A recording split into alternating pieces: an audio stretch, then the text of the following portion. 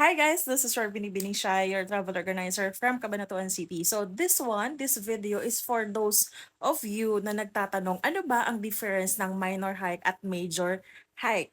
Kasi 'di ba lahat naman ng bundok mahirap akyatin? Yes, totoo 'yun. So talaga naman kapagka hindi ka talaga sanay sa mga outdoor activity or hindi ka naman active sa pag-exercise, mahirap naman talagang mamundok. Pero sa mountaineering kasi or sa hiking, meron tayong tinatawag na profile ng mga bundok.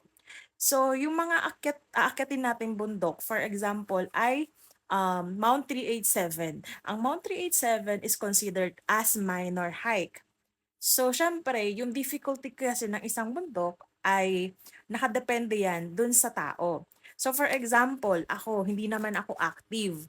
Tapos, may kasama ako mag-hike na active siya sa pag-run, sa pagbabike, sa pag-exercise. So, yung minor hike sa kanya is very easy. Pero sa akin na hindi sanay sa mga exercise, sa pagjo-jogging, wala talaga akong exercise. Tapos namundok ako, sobrang hirap na ng pag-akyat ng bundok. Yung parang feeling ko mamamatay na ako. So, that mountain is basically minor. Pero yung difficulty level niya for the dun sa hiker is major. 'Di ba? Pero kung legality, the profile of the mountain is minor lang. Pero since hindi ka nga active sa lifestyle mo, magiging mahirap talaga siya. So mako-consider siya ng beginner or ng first timer na major siya kasi nahirapan. Kaya bago umaakyat ng bundok, ako personally dun sa mga nag-i-inquire sa'kin, sinesendan ko sila ng profile ng bundok na aakyatin nila. So nagbibigay ako ng proper heads up kasi yun yung trabaho ko or yun yung role ko is i-guide ko yung mga joiner namin sa proper na event na pwede nilang samahan sa amin. So madalas kami ngayon magpunta sa Awasen. So yung Awasen Falls is sightseeing falls and swimming. Tapos lagi kong sinasabi sa kanila, maiksi lang yung Awasen. Hagdan naman, stable naman yung trail, yung dadaanan, tapos may railings. Pero lagi ko sinasabi sa kanila na mahihirapan pa rin kayo, masasaktan pa rin yung katawan ninyo after nung activity. So bakit ko laging sinasabi sa kanila na ganon? Kasi usually yung mga sumasama sa amin is first time nila pupunta sa lugar na yon. First time nilang magta-try na mag-outdoor. First time nilang magiging, ang tawag dito, adventurous, 'di ba?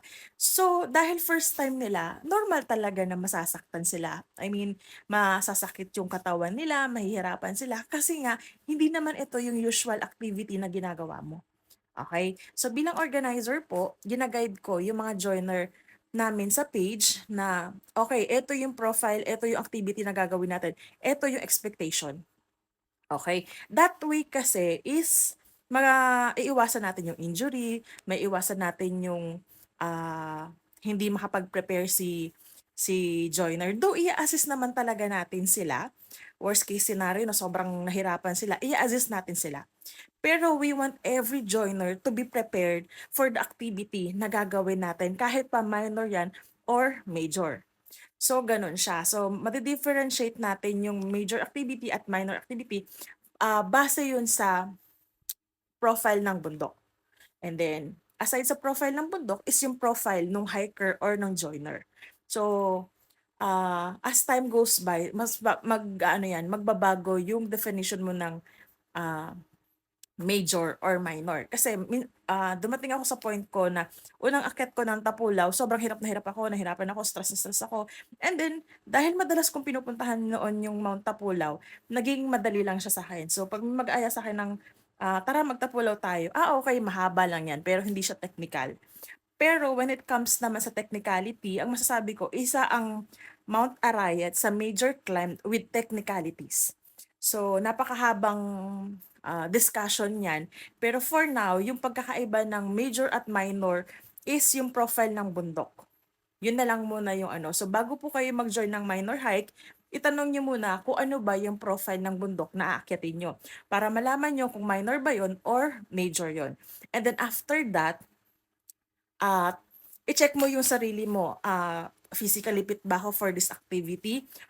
Ready ba ako? Mapaghahandaan ko pa ba 'tong akyat na 'to? So, puwedeng Minor yan, minor hike, intermediate hike, and major hike. So, always make sure na i-profile mo yung bundok, and then next is evaluate mo yung sarili mo if you're ready and kung kaya mo bang paghandaan yung outdoor activity na sasamahan mo.